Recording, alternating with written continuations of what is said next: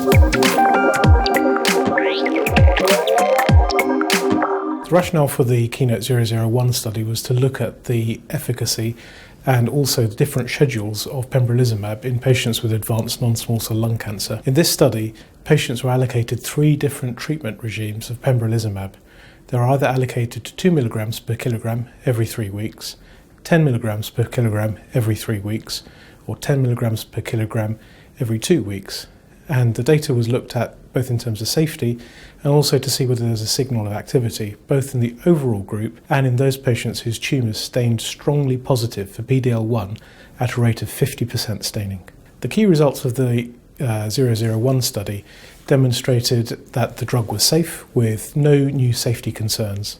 The grade 3/4 toxicity rate was 10% and the dose discontinuation rate was 4%, consistent with the previous data. The efficacy data was interesting because it showed an overall response rate of around 18% or so, but in the strong PD-L1 positive patients this almost doubled to around 36%. The duration of response was also incredibly efficacious because this demonstrated a duration of response of around 23 months across all the different treatment arms.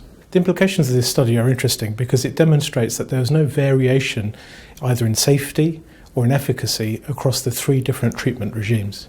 And so therefore, the sponsors of the study have decided to stick with the 2 mg per kilogram every 3 weeks as their preferred schedule.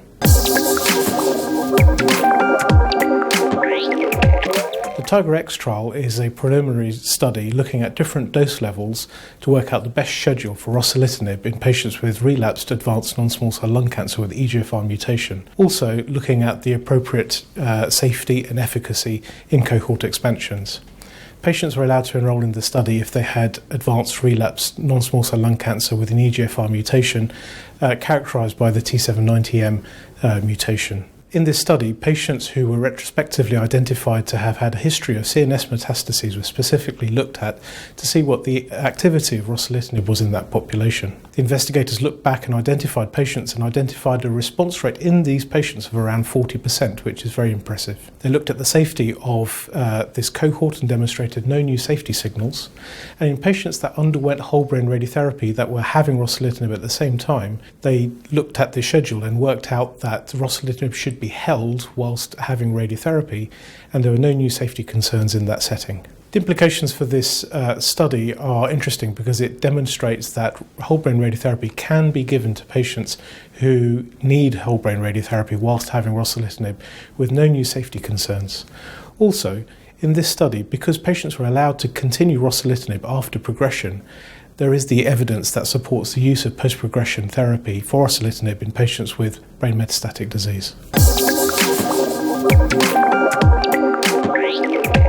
In this study, patients were all programmed to have whole brain radiotherapy and then randomized either to have temozolamide or not, and temozolamide was given at a standard dose of 75 mg per meter squared per day during the regime of radiotherapy. The outcome of the data demonstrated no difference in progression-free survival. There was, however, a numerically inferior survival with patients treated with temozolamide compared to whole brain radiotherapy alone, although this didn't reach statistical significance. The implications of this data are that temozolamide should not be considered standard in addition to whole brain radiotherapy in patients with advanced metastatic lung cancer, non-small cell lung cancer and brain metastases.